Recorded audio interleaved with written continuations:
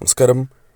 ആറ്റുകാലമ്മ സർവ ഐശ്വര്യം നൽകുകയും ഭക്തരെ ഭക്തവാത്സല്യത്തോടെ എപ്പോഴും കൂടെ നിർത്തുകയും ചെയ്യുന്നതാകുന്നു.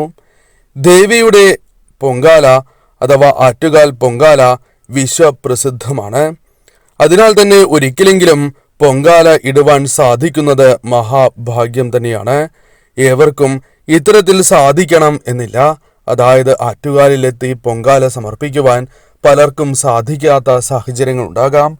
ഇത്തരത്തിലുള്ളവർ തീർച്ചയായും അവരുടെ വീടുകളിൽ പൊങ്കാല അർപ്പിക്കാവുന്നതാണ്. നിങ്ങൾ ലോകത്തിന്റെ ഏതു ഭാഗത്താണ് എന്നിരുന്നാൽ പോലും തീർച്ചയായും ദേവിക്ക്, ആറ്റുകാൽ അമ്മയ്ക്ക് പൊങ്കാല സമർപ്പിക്കാവുന്നതാണ്. അതുമായി ബന്ധപ്പെട്ട് നിങ്ങളുടെ വീടുകളിൽ എപ്രകാരം പൊങ്കാല സമർപ്പിക്കാം തുടങ്ങിയ കാര്യങ്ങളുമായി ബന്ധപ്പെട്ട വീഡിയോയാണ് ഇത്. ഈ കാര്യങ്ങൾ തീർച്ചയായും ശ്രദ്ധിച്ച് വീടുകളിലാണ് എങ്കിൽ പോലും പൊങ്കാല ഇടുവാൻ ഏവരും ശ്രദ്ധിക്കേണ്ടതാകുന്നു. ആറ്റുകാൽ പൊങ്കാല സമർപ്പിക്കുമ്പോൾ തീർച്ചയായും വ്രതശുദ്ധി അനിവാര്യം തന്നെയാണ്. അതിനാൽ തന്നെ തീർച്ചയായും 9, 7, 5, 3 എന്നീ സംഖ്യകളിൽ അഥവാ എന്നീ ദിവസങ്ങളിൽ തീർച്ചയായും നിങ്ങൾ വ്രതം അനുഷ്ഠിക്കേണ്ടതാകുന്നു. എന്നാൽ ഏവർക്കും ജീവിത സാഹചര്യത്താൽ അത്തരത്തിൽ സാധിക്കണം എന്നില്ല. അങ്ങനെയുള്ളവരാണ് എങ്കിൽ, ഒട്ടും സാധിച്ചില്ല എങ്കിൽ തലേനാളെങ്കിലും വ്രതം വിശ്വാസത്തോടെ നിങ്ങൾ എടുക്കേണ്ടതാകുന്നു. വാലായ്മ കഴിഞ്ഞ് 7 ദിവസങ്ങൾക്ക് ശേഷം വ്രതം അനുഷ്ഠിക്കാവുന്നതാണ്. ആ കാര്യം പ്രത്യേകം ശ്രദ്ധിക്കണം. വീടുകളിൽ ഇടുന്നവരാണ് എങ്കിൽ ആഹാരവുമായി ബന്ധപ്പെട്ട ചില കാര്യങ്ങൾ ശ്രദ്ധിക്കേണ്ടതാണ്. മത്സ്യം, മാംസം, ലഹരി എന്നിവ നിങ്ങൾ പൂർണ്ണമായും വീടുകളിൽ നിന്നും ഒഴിവാക്കണം. പൊങ്കാലയ്ക്ക് ഇത്രയും ദിവസം മുൻപ് തന്നെ ഒഴിവാക്കുന്നതാണ് ഏറ്റവും ശുഭകരം. പോസിറ്റീവ് ഊർജം ഇല്ലാതെയാകും എന്ന കാര്യമാണ് ഓർക്കേണ്ടത്. അതായത് ഈ കാര്യങ്ങൾ വീടുകളിൽ ഈ സമയം നാം വയ്ക്കുന്നതിലൂടെ ആ വീടുകളിൽ പോസിറ്റീവ് ഊർജം വർദ്ധിക്കുവാനുള്ള സാധ്യതകൾ ഇല്ലാതെയാകും. അതിനാൽ വീടുകളിൽ സൂക്ഷിക്കുക പോലും ചെയ്യരുത് എന്നാണ് പറയുക. ഏവരും പ്രത്യേകം ചെയ്യുവാൻ ശ്രദ്ധിക്കുക. ഇവ വീടുകളിൽ വച്ച് പൊങ്കാല ഇട്ടാൽ ഫലം ലഭിക്കില്ല എന്ന് മാത്രമല്ല, അത് ശുഭകരവുമല്ല. അത് പ്രത്യേകം ഏവരും ഓർത്തിരിക്കുക. കുളിക്കുന്നതുമായി ബന്ധപ്പെട്ടും ചില കാര്യങ്ങൾ നാം ശ്രദ്ധിക്കേണ്ടതായിട്ടുണ്ട്. ഏവരും തീർച്ചയായും കുളിക്കണം എന്ന കാര്യമാണ് ആദ്യമേ ചെയ്യേണ്ടത്. പൊങ്കാല ഇടാത്തവരാണ് എങ്കിൽ പോലും അന്നേ ദിവസം കുളിക്കാതെ ഇരിക്കരുത് എന്ന കാര്യം പ്രത്യേകം ഓർക്കുക. ശുദ്ധിയുള്ള ശുഭവസ്ത്രങ്ങൾ തന്നെ ഇന്നേ ദിവസം ധരിക്കുവാൻ ഏവരും ശ്രദ്ധിക്കുക. പൊങ്കാല ഇടുന്നവർ മാത്രമല്ല, ആ കുടുംബത്തിലെ എല്ലാവരും ഈ കാര്യങ്ങൾ ചെയ്യണം. ആ കാര്യം പ്രത്യേകം ശ്രദ്ധിക്കുക. കിടപ്പ് രോഗികളുണ്ട് എങ്കിൽ അവരെ ചെറു ചൂടുവെള്ളത്തിലെങ്കിലും തുടപ്പിക്കുവാൻ പ്രത്യേകം ശ്രദ്ധിക്കുക. ഏവരും തീർച്ചയായും ഈ കാര്യങ്ങൾ ശ്രദ്ധിക്കുക. ഈ കാര്യങ്ങൾ ശ്രദ്ധിക്കുന്നതിലൂടെ അമ്മയുടെ കടാക്ഷം ഇരട്ടിയായി തന്നെ നിങ്ങളുടെ ഭവനങ്ങളിലേക്ക് വന്നു ചേരും. മറ്റൊരു കാര്യം വിളക്കുമായി ബന്ധപ്പെട്ടാണ്. 2 നേരം തന്നെ വിളക്ക് തെളിയിക്കുവാൻ മറക്കാതിരിക്കുക. നിങ്ങൾ പൊങ്കാല ഇടുന്നവരോ ഇടാത്തവരോ ആണ് എങ്കിൽ പോലും അമ്മയിൽ പൂർണ്ണ വിശ്വാസം അർപ്പിച്ച് അമ്മയെ പ്രാർത്ഥിച്ചുകൊണ്ട് 2 നേരം വീടുകളിൽ വിളക്ക് തെളിയിക്കുക.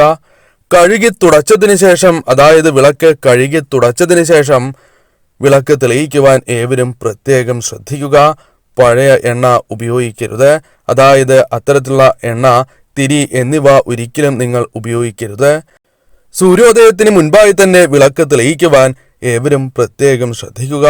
സന്ധ്യയ്ക്ക് സൂര്യാസ്തമനത്തിന് മുൻപായി തന്നെ വിളക്ക് തെളിയിക്കുവാൻ ഏവരും പ്രത്യേകം ശ്രദ്ധിക്കേണ്ടതാണ്. വസ്ത്രവുമായി ബന്ധപ്പെട്ടും ചില കാര്യങ്ങൾ നാം അറിഞ്ഞിരിക്കേണ്ടതാകുന്നു. മുഷിഞ്ഞ വസ്ത്രങ്ങൾ ഒരിക്കലും വീടുകളിൽ കൂട്ടിയിടാൻ പാടുള്ളതല്ല. അത് നിങ്ങൾക്ക് ദോഷമേ നൽകൂ. നെഗറ്റീവ് ഊർജം വർദ്ധിക്കുന്നതിന് അത് കാരണമായി തീരും. അതേപോലെ തന്നെ കീറിയ വസ്ത്രങ്ങൾ, ദ്രവിച്ച വസ്ത്രങ്ങൾ എന്നിവ ഒരു കാരണവശാലും ഇന്നേ ദിവസം ധരിക്കരുത് എന്ന കാര്യവും ഓർക്കുക. വൃത്തിയുള്ള വസ്ത്രം തന്നെ ഏവരും ധരിക്കേണ്ടതാണ്. പുതിയ വസ്ത്രങ്ങൾ തന്നെ ഉണ്ടാവണം എന്നില്ല. അപ്പോൾ ശുഭവസ്ത്രങ്ങൾ, വൃത്തിയും അതേപോലെ തന്നെ കീറാത്തതുമായ വസ്ത്രങ്ങൾ ധരിക്കുവാൻ ഏവരും ശ്രദ്ധിക്കുക. അതേപോലെ തന്നെ 3 ദിവസം ഒരു കാരണവശാലും ദേഷ്യം മനസ്സിലേക്ക് കടന്ന് വരാൻ പാടുള്ളതല്ല. അമ്മയെ മനസ്സിൽ ധ്യാനിച്ച് തന്നെ മുന്നോട്ട് പോവുക. എത്ര ദേഷ്യം വരുന്ന അവസരമാണ് എന്നിരുന്നാൽ പോലും അമ്മയെ മനസ്സിൽ ധ്യാനിച്ചുകൊണ്ട് നിങ്ങൾ മുന്നോട്ട് പോവുക. അവിടെ നിന്നും മാറി നിൽക്കുക. ധ്യാനം ചെയ്യുന്നതും ഏറ്റവും ശുഭകരമായ കാര്യമാകുന്നു. ഈ കാര്യങ്ങൾ പ്രത്യേകം ഏവരും ഓർത്തിരിക്കേണ്ട ചില കാര്യങ്ങളാണ്. മുതിർന്നവരുമായി ബന്ധപ്പെട്ടും ചില കാര്യങ്ങൾ നാം മനസ്സിലാക്കേണ്ടതായിട്ടുണ്ട്. മുതിർന്നവരെ ബഹുമാനിക്കേണ്ടത് അനിവാര്യം തന്നെയാണ്. എല്ലായ്പ്പോഴും ആ കാര്യം നാം ശ്രദ്ധിക്കേണ്ടതാണ്, പ്രത്യേകിച്ചും പൊങ്കാല സമയത്ത്. അതേപോലെ ദേഷ്യം മുൻപ് പരാമർശിച്ചതുപോലെ തന്നെ പൂർണ്ണമായും ഒഴിവാക്കുക. മോശമായി ആരോടും സംസാരിക്കാതിരിക്കുവാനോ പ്രവർത്തിക്കാതിരിക്കുവാനോ ശ്രദ്ധിക്കുക. അതേപോലെ തന്നെ മനസ്സിലേക്ക് പലപ്പോഴും ദുശ്ചിന്തകൾ കടന്ന് വരുന്നതാണ്. അത് അതീവ ദോഷകരം തന്നെയാകുന്നു. മറ്റുള്ളവർ നശിക്കുവാൻ ഒരിക്കലും നാം ചിന്തിക്കുവാൻ പാടുള്ളതല്ല. അത് പൊങ്കാലയിടുന്ന സമയത്തും മറ്റു സമയങ്ങളിലും അത്തരത്തിൽ നിങ്ങൾ മനസ്സിൽ പോലും ചിന്തിക്കരുത്. മോശമായ രീതിയിൽ ആരോടും സംസാരിക്കുവാൻ പാടുള്ളതല്ല. വീടും പരിസരവും വൃത്തിയായി തന്നെ ഏവരും സൂക്ഷിക്കേണ്ടതാണ്. അതേപോലെ തന്നെ മറ്റുള്ളവരെ സഹായിക്കുക, തന്നാൽ കഴിയുന്ന സഹായം മറ്റുള്ളവർക്ക് നൽകുക, ഈ കാര്യവും നിങ്ങൾ ചെയ്യേണ്ടതാണ്. ഏറ്റവും പ്രധാനപ്പെട്ട കാര്യമാണ് ഇത്. കൂടാതെ ദേവീക്ഷേത്രത്തിൽ ഞാൻ ഈ പറയുന്ന കാര്യം തീർച്ചയായും നിങ്ങൾ ചെയ്യുവാൻ ശ്രമിക്കുക. മാല സമർപ്പിക്കുക. അതേപോലെ തന്നെ കടുംപായസം ദേവിക്ക് സമർപ്പിക്കുന്നതും ഏറ്റവും ശുഭകരമാണ്, അഥവാ വഴിപാടായി നടത്തുന്നത് ശുഭകരമാകുന്നു.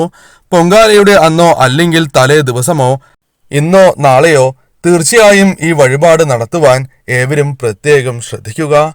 ഇന്ന് തന്നെ ഷീട്ടാക്കുവാൻ പരമാവധി നിങ്ങൾ ശ്രദ്ധിക്കുക. എല്ലാ വഴിപാടും നടത്തുവാൻ സാധിച്ചില്ല എന്നിരുന്നാൽ പോലും പുഷ്പാഞ്ജലിയെങ്കിലും എല്ലാ കുടുംബാംഗങ്ങളുടെ പേരിൽ നടത്തുന്നതും ഉത്തമമാകുന്നു. സാധിക്കുന്നവർ കടുംപായസവും മാലയും നടത്തുവാൻ പ്രത്യേകം ശ്രദ്ധിക്കുക. ദേവിക്ക് മാല സമർപ്പിക്കുന്നത് ഏറ്റവും വിശേഷമാണ്.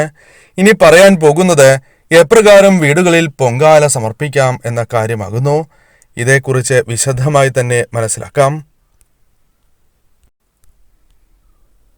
വീടിന് മുന്നിലുള്ള വൃത്തിയുള്ള സ്ഥലം കഴുകി തീർത്ഥം കുടഞ്ഞ് ശുദ്ധമാക്കി പുതിയ ചുടുകട്ട കൊണ്ട് അടുപ്പുകൂട്ടി പൊങ്കാല സമർപ്പിക്കാം. ഒരു പാത്രത്തിൽ ജലം സഹിതം നിലവിളക്ക് കത്തിച്ചു വെച്ച് പടുക്ക് വയ്ക്കുകയാണ് ആദ്യം വേണ്ടത്. ക്ഷേത്രത്തിൽ പണ്ടാരയെടുപ്പിൽ അഗ്നി പകരുന്ന സമയത്ത് വീട്ടിൽ പൊങ്കാല ഇടുന്നവർ ഈ നിലവിളക്കിൽ നിന്നും അഗ്നി അടുപ്പിലേക്ക് പകരണം. ക്ഷേത്രത്തിൽ പൊങ്കാല നേദിക്കുന്ന സമയത്ത് പാത്രത്തിൽ വെള്ളം തീർത്ഥമായി സങ്കല്പിച്ച് തളിക്കേണ്ടതാകുന്നു. ദിക്കിനും ചില പ്രാധാന്യങ്ങൾ നൽകണം. വീട്ടിൽ പൊങ്കാല ഇടുന്നത് കാരണം ആ ഗൃഹത്തിലെ എല്ലാവരും, അത് സ്ത്രീ പുരുഷ ഭേദമന്യേനെ എവരും വ്രതം അനുഷ്ഠിക്കേണ്ടതാകുന്നു. മുൻപ് ഈ കാര്യങ്ങൾ പരാമർശിച്ചിട്ടുള്ളതാണ്. ഇത് കുടുംബാഭിവൃദ്ധിക്കും ഐശ്വര്യത്തിനും ശുഭകരമാകുന്നു. പൊങ്കാല ഇടുമ്പോൾ ദർശനം കിഴക്കാണ് ഉത്തമം. അത് പ്രത്യേകം ശ്രദ്ധിക്കുക. പടിഞ്ഞാറും ഗുണകരമാകുന്നു. വടക്കുഭാഗവും കുഴപ്പമില്ല. തെക്ക് വശത്തേക്ക് നിന്ന് പൊങ്കാല ഇടരുത് എന്ന കാര്യം ഓർക്കുക. മൺകലത്തിലാണ് പൊങ്കാല സമർപ്പിക്കേണ്ടത്. അത് ഏവർക്കും അറിയാം. മൺകലം എന്ന് പറയുന്നത് പഞ്ചഭൂതത്തിൽ ഏറ്റവും പ്രധാനമായ ഭൂമിയെ പ്രതിനിധീകരിക്കുന്നു. സ്വർണപാത്രം, വെള്ളിപ്പാത്രം, പിച്ചള, ചെമ്പ് പാത്രങ്ങളിലൊഴികെ നിവേദ്യം തയ്യാറാക്കാം. എങ്കിലും മൺകലത്തിലെ പൊങ്കാലയ്ക്ക് തന്നെയാണ് പ്രാധാന്യം കൂടുതൽ. നിത്യവും ക്ഷേത്രത്തിൽ പന്തീരടി പൂജയ്ക്ക് മൺകലത്തിൽ ഒരു നിവേദ്യം നിവേദിച്ചു വരുന്നു. ആ കാര്യവും നാം അറിയേണ്ടതായിട്ടുണ്ട്. പുതുവസ്ത്രം, പുതിയ കലം തുടങ്ങിയവ പൊങ്കാലയ്ക്ക് ഉപയോഗിക്കണം എന്ന് പറയുന്നതിന് കാരണം ഇവയൊക്കെ നമ്മുടെ മാനസിക ശുദ്ധി, ശാരീരിക ശുദ്ധി എന്നിവയെ പ്രതിനിധീകരിക്കുന്നു എന്നതിനാൽ കൂടിയാണ്. കുളിച്ച് പുതുവസ്ത്രം ധരിച്ച് ഇറങ്ങുമ്പോഴുള്ള ശാരീരിക ഉണർവ് പഴയ വസ്ത്രം ധരിച്ചാൽ ഉണ്ടാവില്ല എന്ന കാര്യം ഓർക്കേണ്ടതാണ്. വ്രതത്തിന്റെയും വിശ്വാസത്തിന്റെയും ഒക്കെ പ്രതീകമായാണ് പുതുവസ്ത്രവും പുതുകലവും ഉപയോഗിക്കുന്നത് തന്നെ. ഇത്രയും കാര്യങ്ങളാണ് പൊങ്കാല വീടുകളിൽ സമർപ്പിക്കുന്നതുമായി ബന്ധപ്പെട്ട് പരാമർശിക്കാനായിട്ടുള്ളത്. ഈ കാര്യങ്ങൾ ഏവർക്കും മനസ്സിലായി എന്നാണ് കരുതുന്നത്. ഇനി ആർക്കെങ്കിലും സംശയങ്ങളുണ്ട് എങ്കിൽ തീർച്ചയായും കമന്റ് ബോക്സിൽ ആ സംശയങ്ങൾ ചോദിക്കാവുന്നതാണ്. വെള്ളിയാഴ്ച ദിവസം നടത്തുന്ന വിശേഷാൽ ലക്ഷ്മി പൂജയിലും തിങ്കളാഴ്ച ദിവസം നടത്തുന്ന വിശേഷാൽ ശിവപൂജയിലും ഉൾപ്പെടുത്തുവാൻ ആഗ്രഹിക്കുന്നവർ പേരും നിങ്ങളുടെ ജന്മനക്ഷത്രവും കമന്റ് ബോക്സിൽ രേഖപ്പെടുത്തുവാൻ പ്രത്യേകം ശ്രദ്ധിക്കുക.